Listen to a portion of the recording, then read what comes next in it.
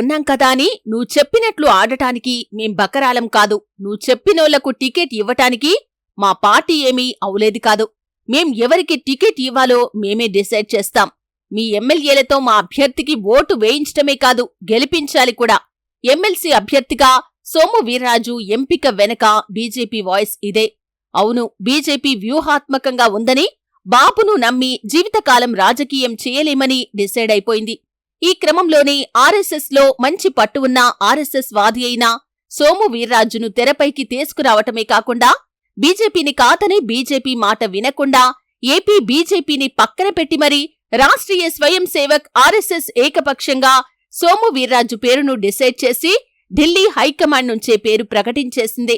BJP ఎమ్మెల్సీగా సోము వీర్రాజు ఎంపిక వెనుక బలమైన కారణాలు ఉన్నాయి. గత ఎన్నికల్లో బీజేపీ తరపున గెలిచిన వాళ్లందరూ టీడీపీ నుంచి వచ్చినవారే.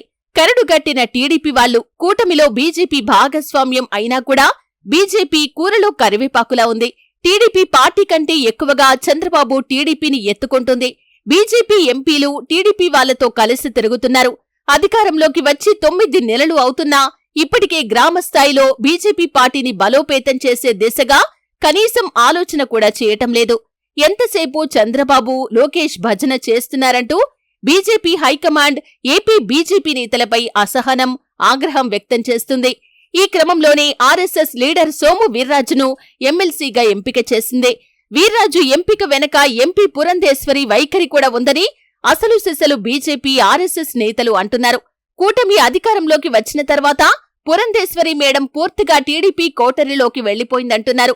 పార్టీ బలోపేతంపై ఎలాంటి కార్యక్రమాలు చేపట్టకపోగా పార్టీకి అసలు గుర్తింపే లేకుండా చేస్తున్నారని పార్టీలో అసహనం మొదలైంది. దీనికి తోడు చంద్రబాబు కుటుంబంతో పూర్తిగా మిళాఖత్ అయిపోయారని, చంద్రబాబు కోసమే పనిచేస్తున్నట్లు బహిరంగంగానే ఆమె వైఖరి కనిపిస్తుందని, బీజేపీ పార్టీని చంద్రబాబు కుటుంబ పార్టీకి మార్చేశారనే ప్రచారం బీజేపీ పార్టీలోనే వినిపిస్తుంది.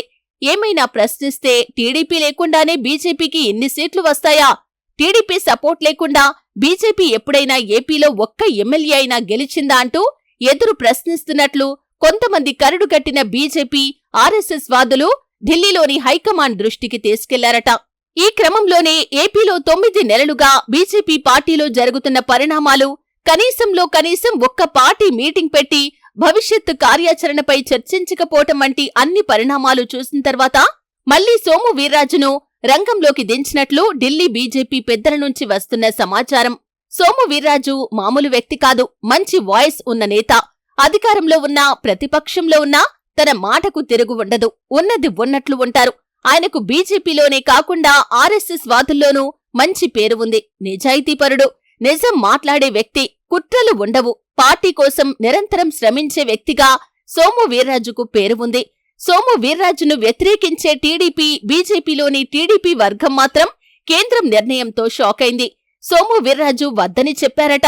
ససేమిరా అన్న ఆర్ఎస్ఎస్ ఆయన గిల్లితే గిల్లించుకోండి, తిడితే పడండి, ఇష్టం ఉంటే ఉండండి, ఇష్టం లేకపోతే వెళ్లిపోండి అన్నట్లు తన వైఖరి చెప్పటంతో కిమ్మనకుండా ఉండిపోయారట ఏపీ టీడీపీ, బీజేపీ నేతలు.